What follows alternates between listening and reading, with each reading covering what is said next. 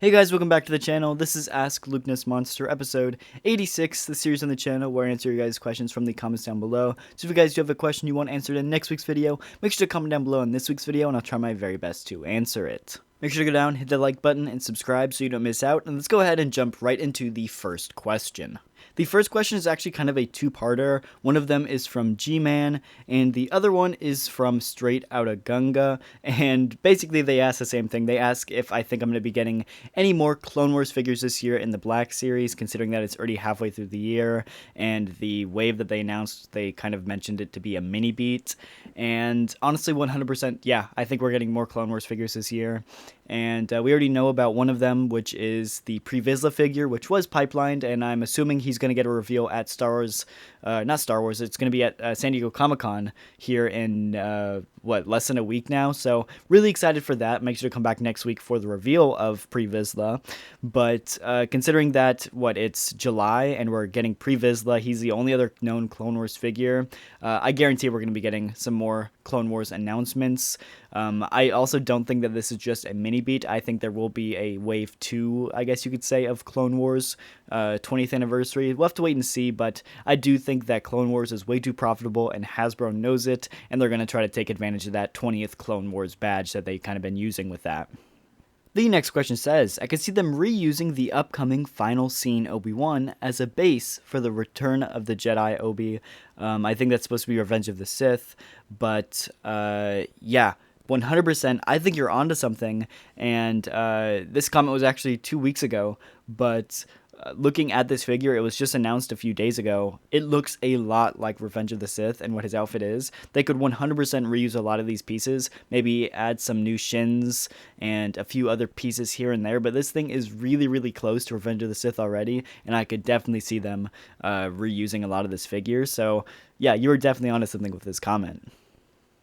The next question from JR Studios, he asks, do you think they'll ever remake or make an archive Captain Rex or Commander Fox? The Redline Rex is one that I really want, but I can't find it anywhere near me for less than $100. I was fortunate enough to get Fox, but an archive Fox would be really cool too, because I know a lot of people don't have them. Great question, and 100% I think they could do an archive of any figure at any moment.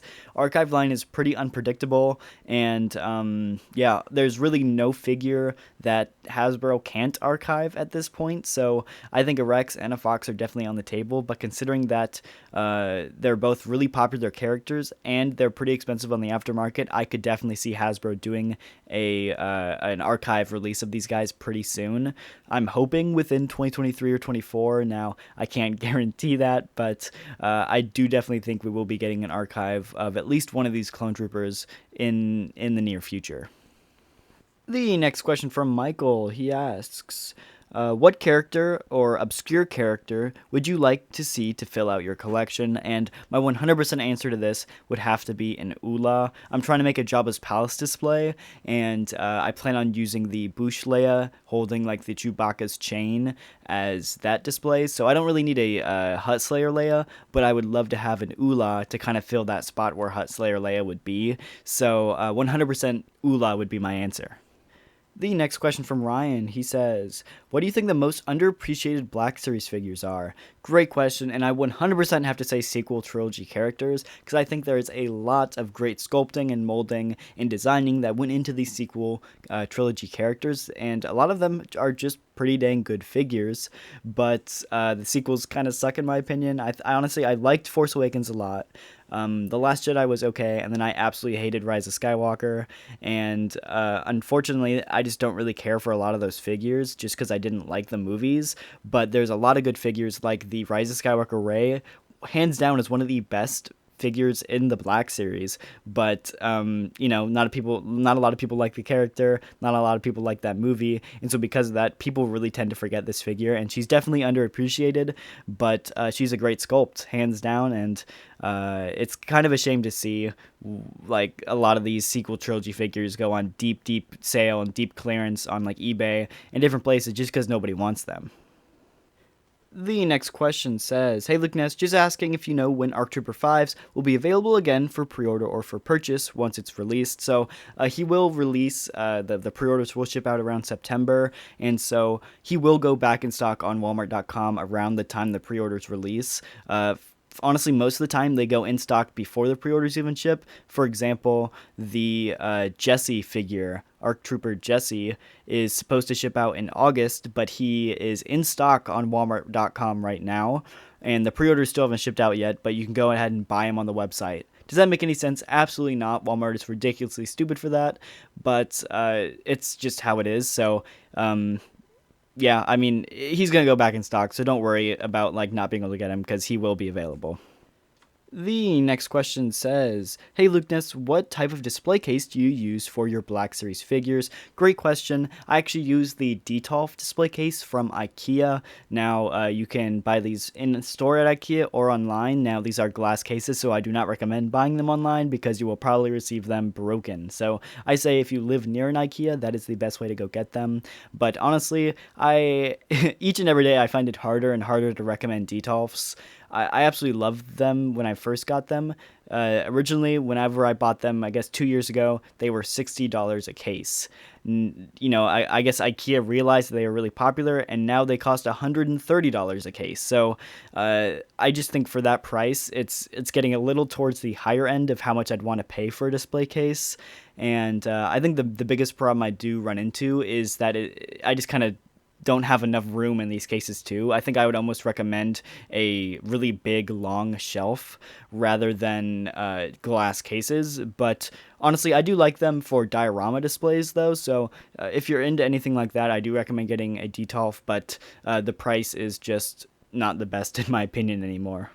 The next question says, "What Star Wars books have you read? And then what is one piece of media that you haven't experienced that you'd really like to get around to?" So I've read a few different Star Wars books, but the most notable ones was the Aftermath series. I love the Aftermath series. It's one reason why I really love Cobb Vanth as a character, because Cobb Vanth came from these books, and then getting to see him on screen in The Mandalorian was super cool. But I've not read the Thrawn novels, and I absolutely would love to read them, and I just really haven't gotten around to it. But that's something I'd love to do in the future. The next question from Dusty Trooper, he says, "Hey Lukeness, are you planning on making an updated display/room tour video anytime soon? Awesome channel, keep it up." Thanks, dude, I appreciate it. And yes, I do have one planned. I'm not sure when I'm going to get it released, but I do hope to get it released pretty soon. We'll have to wait and see, but yes, I do have one planned. Again, I can't really say when it's going to come out, though.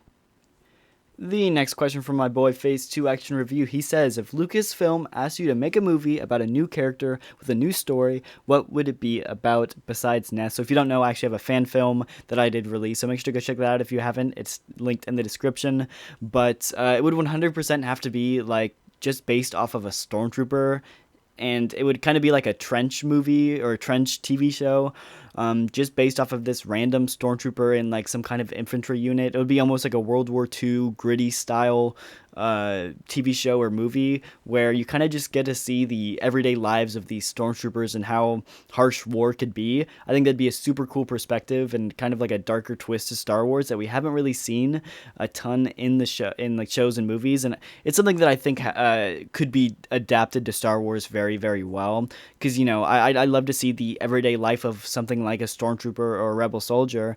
Not everybody has to be a Jedi or a Mandalorian or somebody special. What if somebody's just a Stormtrooper? And I'd love to see Lucasfilm expand on some more of those stories like that.